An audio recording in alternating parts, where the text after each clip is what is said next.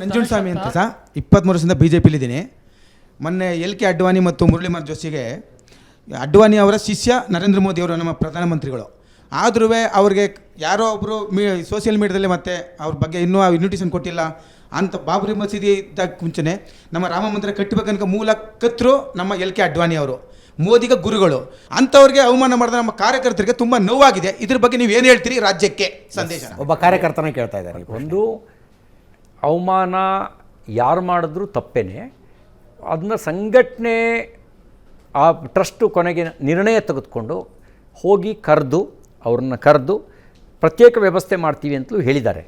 ಹಾಗಾಗಿ ಯಾರೋ ಒಬ್ಬ ವ್ಯಕ್ತಿ ನಿರ್ಣಯ ಮತ್ತು ಒಂದು ಸಂಸ್ಥೆ ತಗೊಳ್ಳೋ ನಿರ್ಣಯ ಒಟ್ಟು ನಿರ್ಣಯ ಆಗಿರುತ್ತೆ.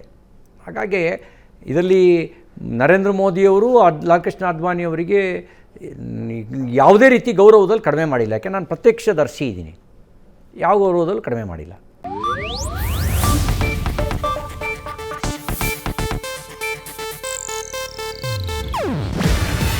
ಇದು ಏಷ್ಯಾನೆಟ್ ನ್ಯೂಸ್ ನೆಟ್ವರ್ಕ್ ಪ್ರಸ್ತುತಿ. ನೀವು ನೋಡ್ತಿದ್ದೀರಾ ಏಷ್ಯಾನೆಟ್ ಸುವರ್ಣ ನ್ಯೂಸ್.